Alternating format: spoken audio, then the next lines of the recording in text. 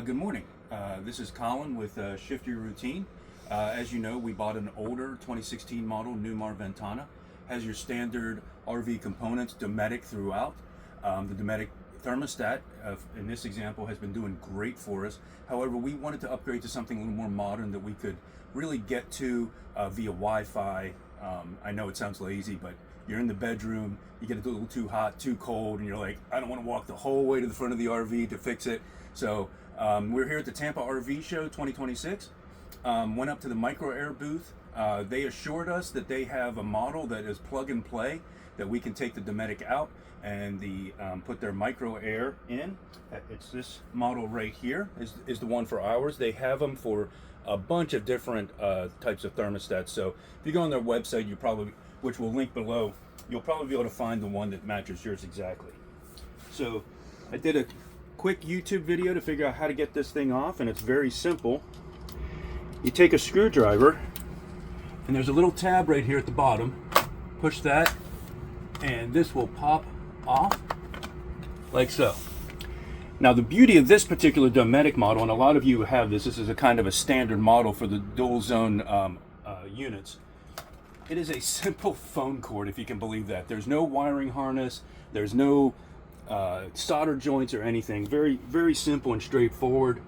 You pull this out and then get up here with your screwdriver.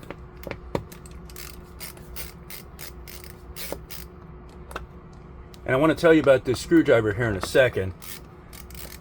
Things that we're learning as we're first-time full-time RVers, or first-time RVers, too, is this screwdriver here is a great tool to keep inside the rig. Now I've got my tools, you know, my full set of tools outside in the bay, but this is a great versatile tool to keep.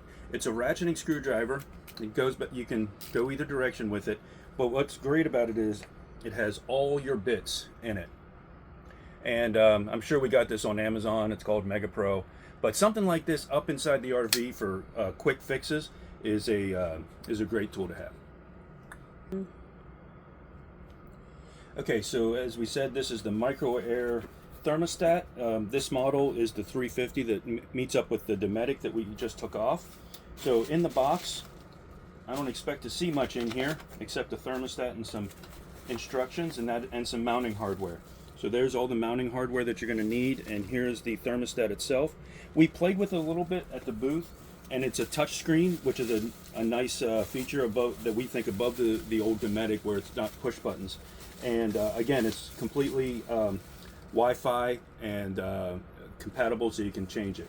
Also, if you're switching from that Dometic to this one, you'll obviously see that this is much smaller. So you'll need to buy a separate base plate.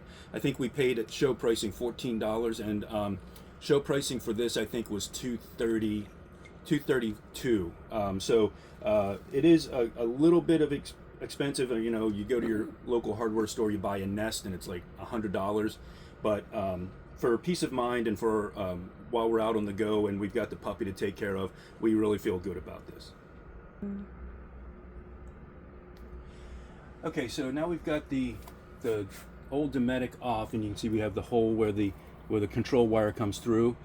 These 4 holes here. So actually, we could have gotten away without using the base plate as we talked about, but that would have only covered about this much. The thermostat is much smaller than the new one.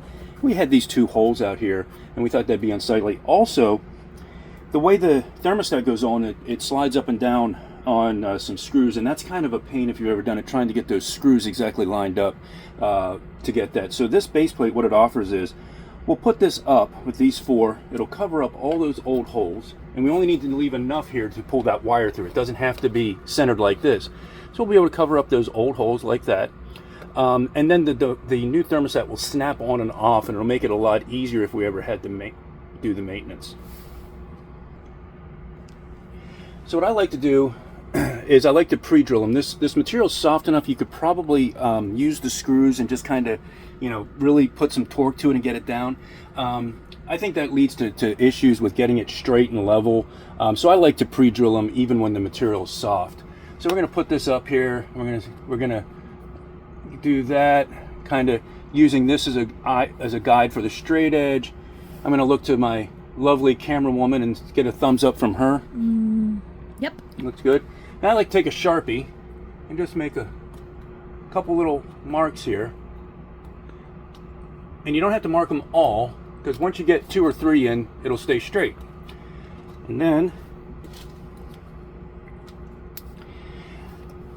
so I don't know where you are at in your RV journey, but we're new.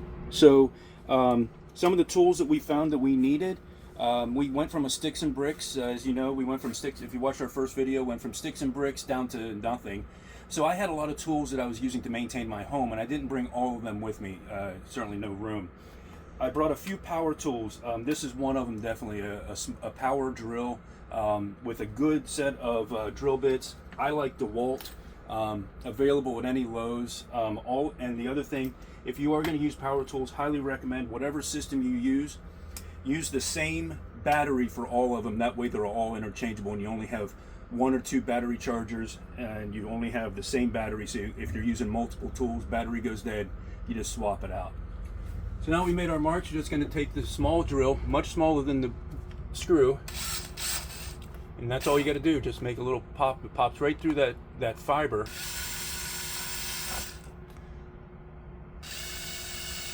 And what I'll do is I'll mount the board and then make my final drill with that. Poop.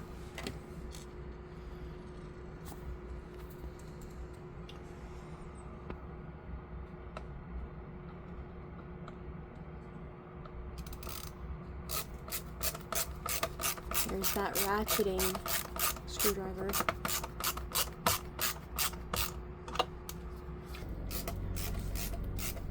Okay, got a couple of the screws in, went ahead and drilled that final hole.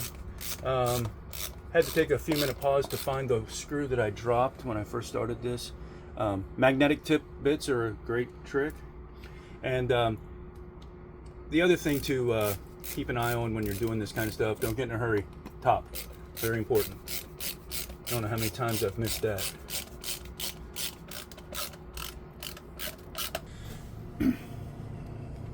Okay, this is going to be so much easier than I thought when I was at the booth yesterday.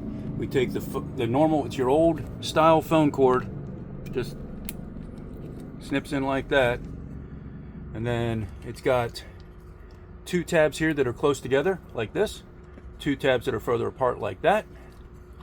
Spin her around. We've already got power. And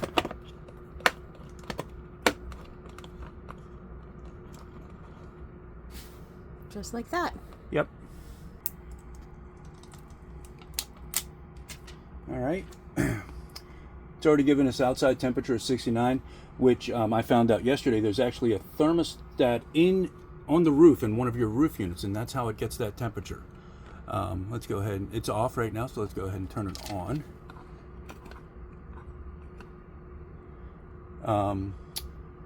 Let's go to cool.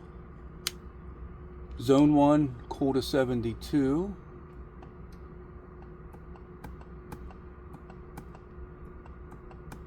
.68 in here, so we'll turn it down just to see how it works.